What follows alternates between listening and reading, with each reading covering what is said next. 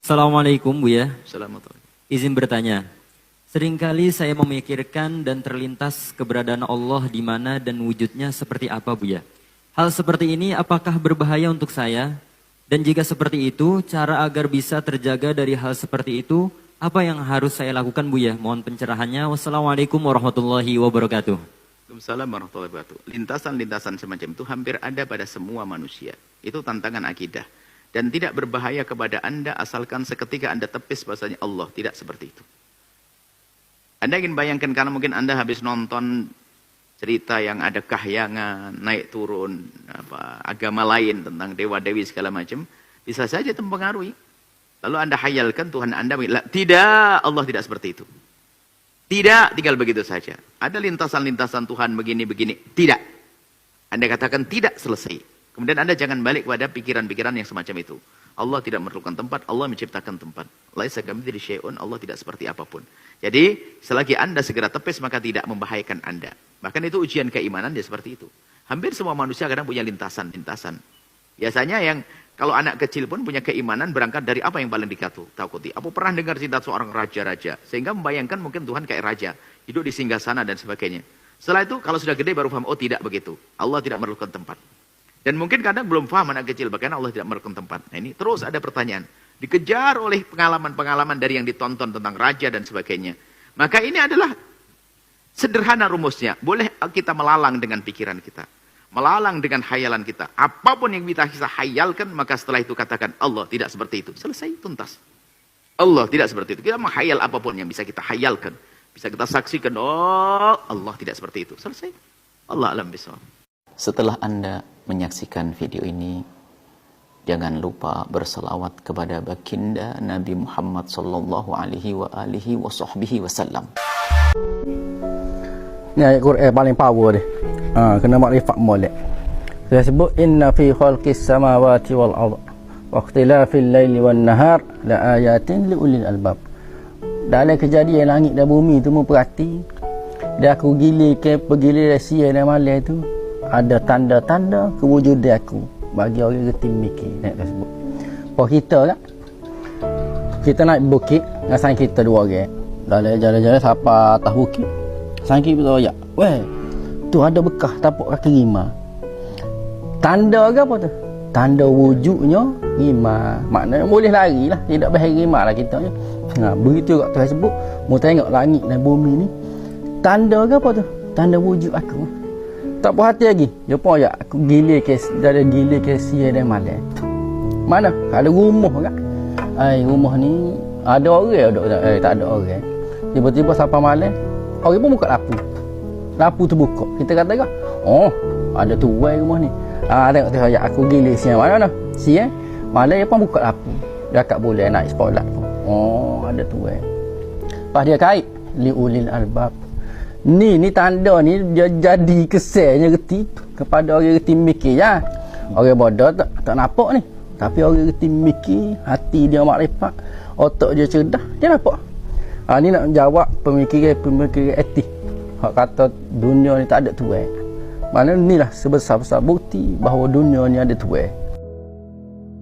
Assalamualaikum warahmatullahi taala wabarakatuh.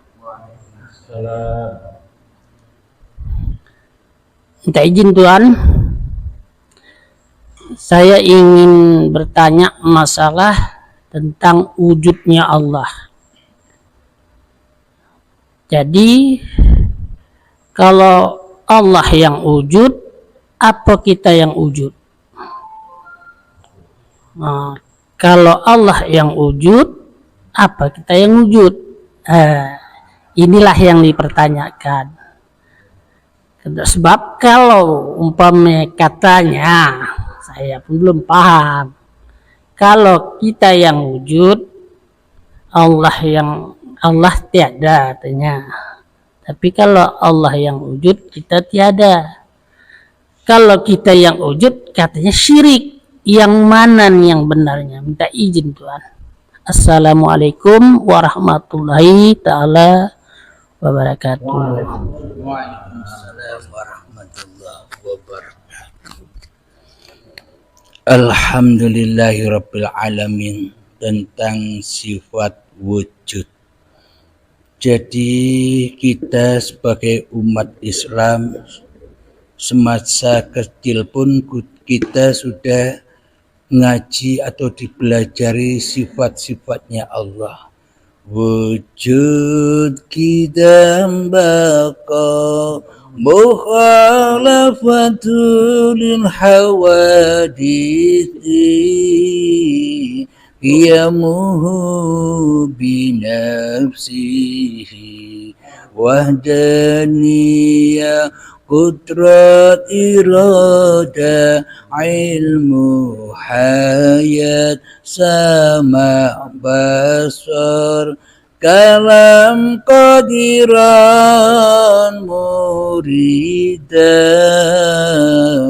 aliman hayyan sami'an basiran mutakalliman. Itu sifatnya Allah. Apa sifat Anda?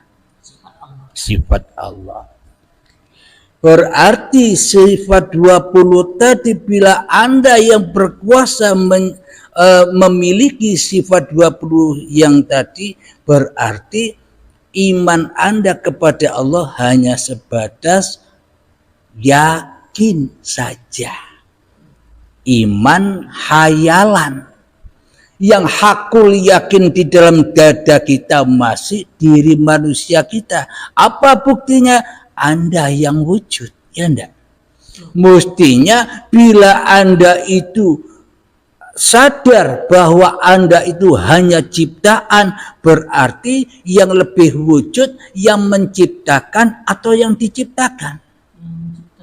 Nah, berarti posisi Anda, berarti makom Anda harus di sifat wujud apa di sifat muhalnya Allah?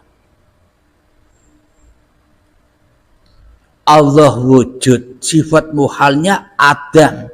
Muhal Allah itu tidak ada. Siapa yang tidak ada? Selain Allah yang tidak ada.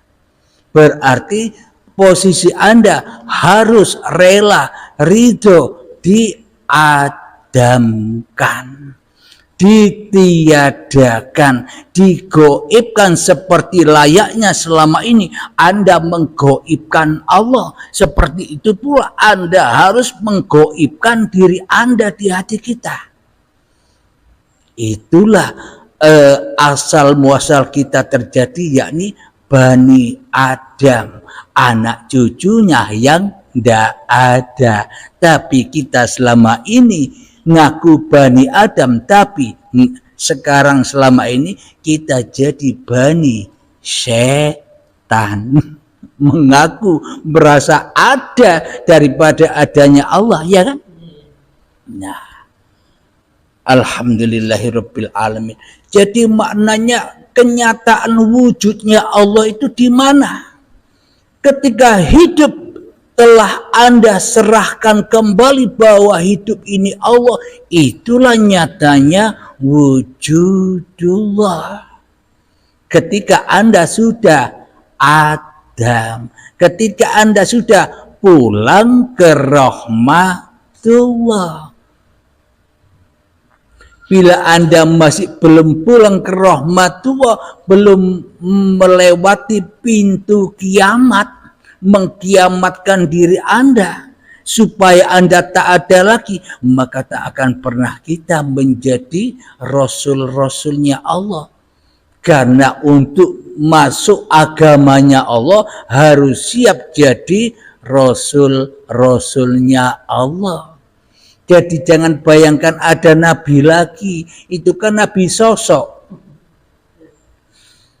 Ini babakan hati yang dipandang Allah bukan sosok. Allah tak memandang wajah dan hartamu, Allah tak memandang ilmu dan amalmu, Allah tak memandang nasab-nasab kemuliaanmu. Turunan nabi pun tidak dipandang oleh Allah, tapi Allah hanya memandang hatimu.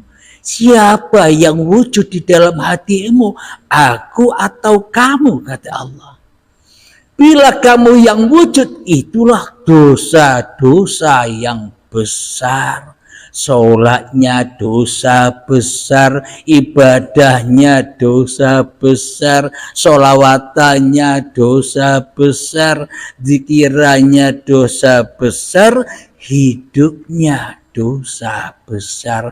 Jadi kita selama ini bukan mengumpulkan pahala, tapi yang kita kumpulkan selama ini hanyalah dosa-dosa besar saja. Ya enggak? Kenapa? Karena kita lebih kuasa dari kuasanya Tuhan. Kita lebih wujud daripada wujudnya Tuhan. Kita lebih hidup daripada hidupnya Tuhan. Dan tak terasa kita selama ini seluruh sifat-sifatnya Tuhan kita rampok. Ya enggak? Kudrot, irodat, ilmu, hayat, sama, basur, kalam. Seolah-olah kita jadi musuh-musuhnya Allah, tapi tidak terasa. Siapa musuhnya Allah? Iblis dan setan. Alhamdulillah, itulah kenyataan wujud Allah. Mari kita ilustrasikan. Jadi kira-kira gelas rokok, makanan, sejedah Anda ini, apakah Anda ini bisa wujud tanpa aku hidup? Apakah saya bisa wujud bagi Anda bila Anda tak hidup? Nah, berarti wujudnya saya bagi Anda karena Anda dihidupi Allah. Wujudnya Anda semuanya bagi saya karena saya pun dihidupi Allah. Itulah kenyataan wujudullah yang lebih wujud daripada segala sesuatu. Tapi selama ini iman kita iman yakin saja, iman eto iwai, iman yang halusinasi, iman bayangan, iman yang hanya bohong doang, seolah-olah ini lebih wujud daripada Allah. Ini nyata bisa dilihat, Allah mana? Gaib, ya kan? Seolah-olah Allah kalah mulia dengan apa-apa yang wujud ini selama ini. Kenapa? Karena kita nyembah iblis. Pasti kita jadi musuhnya Allah tanpa kita sadari. Jadi sejak diturunkan Isa dan Al-Mahdi inilah Anda sadar semua itu. Disadarkan dengan Al-Mahdi. Apa Al-Mahdi itu? Petunjuk Allah. Ilmu hakikat dan makrifat inilah yang dimaksud Imam Mahdi dan Nabi Isa meneruskan apa yang dibawa oleh Rasulullah. Apanya yang diteruskan? Bukan syariatnya, imannya. Kalau syariatnya, syariat apapun Anda, bila imannya beda Tuhan, syariat Anda ya syariatnya iblis. Seolah-olah jadi Tuhan sendiri-sendiri, ya kan? Tapi meskipun beda agama, beda masa, beda manusia, meskipun syariatnya berbeda, Nabi Muhammad zaman dulu naik onta, kita naik kereta, beda syariat. Tapi kalau Tuhannya sama, yakni uripe Allah yang menghidupi kita dan yang menghidupi Nabi Muhammad dan serta menghidupi seluruh manusia yang kita tuhankan dengan hakul yakin di dalam dada kita, berarti apa bedanya unta dengan motor? Wong sama-sama lillahnya. Berarti syariatnya sama, meskipun kelihatan beda, tapi Tuhannya sama, ya enggak? Meskipun kita jubahan pakai gamis, tapi Tuhannya bukan hidup yang ada di Rasulullah dulu, yakni kita menciptakan hidup-hidup sendiri, ya beda Tuhan. Ya tak akan pernah kita bisa mengabdi kepada Tuhannya Muhammad, kecuali kita hanya mengabdi kepada Tuhannya Fir'aun, yang mana dirinya lebih wujud daripada Tuhannya, itulah Fir'aun. Jadi cerita yang ada di Al-Quran itu sejatinya semuanya perjalanan diri kita masing-masing, diri jiwa-jiwa manusianya. Makanya disuruh Iqra kitabak, bacalah kitabmu. Jadi kita belajar Al-Quran itu supaya kita bisa membaca kitab-kitab yang ada di dalam diri kita. Bahwa badan ini bukan milik kita. Apa buktinya? Kalau badan ini milik Anda tahu hati Anda, jeroan, limpa, usus tahu, darah tahu. Jangankan itu, ketika kita makan dan minum, kita tidak ikut apa-apa, tidak ikut masukkan tangan, proses, tak jadikan energi, jadi kotoran, jadi tenaga, mengalirkan darah, apa Anda ikut? Tidak ikut puja, ngaku-ngaku jadi Tuhan. Keparat enggak kita ini? Nah, contoh. Anda sebagai Pak Dalang, Anda sudah bersusah payah untuk membuat wayang, Anda beli kulit sapi, Anda sama, meskipun baunya agak tidak enak, Anda sama. Dengan sabarnya Anda jemur, setelah jemur kering Anda gambar pelan-pelan dengan kasih sayangnya, Anda warnai. Ketika itu saya jadikan wayang ini bernama Ismail, ya kan? Kau namakan Ismail. Setelah itu Ismail ditancapkan ke pelepah pisang, jebret, Ismail baru ngomong, stop Tuhan, cukup. Aku bisa jalan sendiri, aku bisa hidup sendiri, aku bisa ngomong sendiri, aku bisa usaha sendiri, aku bisa sholat sendiri, ibadah sendiri. Engkau raiblah, engkau gaib saja. Kan kita begitu tanpa kita sadar selama ini, ya kan? Berarti kita selama ini tersesat apa enggak? Tersesat jauh dari Tuhan. Kita selama ini mabuk dogma agama. Padahal yang kita peluk selama ini agamanya setan. Tanpa kita sadari, ya. Kenapa? Karena agama tidak ada di sisi manusia, yakni agama di sisi Tuhan hanyalah innad dina indallahil Islam. Agama di sisiku, kata Allah, ketika kau selamat kembali kepadaku. Itulah agama Allah. Itulah lillah. Otomatis lillahnya. Ketika Anda berani menghadapi kiamat atau kematian Anda.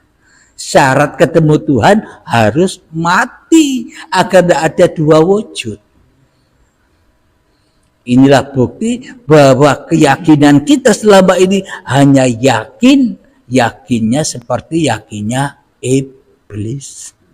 Disuruh ikut-ikutan wae. Disuruh sujud kepada Adam, disuruh nyatakan dirimu bahwa dirimu tidak ada, kita tidak mau. Adam siapa? Adam siapa? Kalau di luar selain babakan uripe Allah, menuduh Adam ya sosok-sosoknya. Kan cerita sosok. Berhubung di sini yang dikaji diri, kebalikan sifat wujud itu apa? Adam, berarti kan tidak ada. Kenapa Adam itu di dalam surga? Karena dirinya tidak ada. Kenapa kok tidak ada? Dia di dalam Tuhannya sendiri. Ketika ya ayyatuhan nafsul mutmainnah, wahai jiwa-jiwa yang tenang, yang damai, yang bahagia. Bagaimana caranya agar kita damai, tenang, bahagia? Caranya adalah irji'i ila rabbiki radiyatan mardiyah. Kembalikanlah, pulangkanlah hidup dan badanmu dan semuanya yang bukan hakmu kepada Tuhanmu dengan rela dan ridho. Maka Allah pun ridho kepada Anda. Jangan Anda mimpi-mimpi dapat ridhonya Allah sementara Anda tidak ridho bila Allah Tuhan. Iya kan? Selama ini kita hanya terdogma dengan hukum-hukum agama saja. Agama apapun, semua agama selain agamanya Allah. Nah, fadkhuli fi ibadi. Bila kita kembalikan semuanya hak ciptanya Allah, itulah mengabdi. Bukan sholat ibadah yang kita lakukan itu yang kita banggakan. Wong itu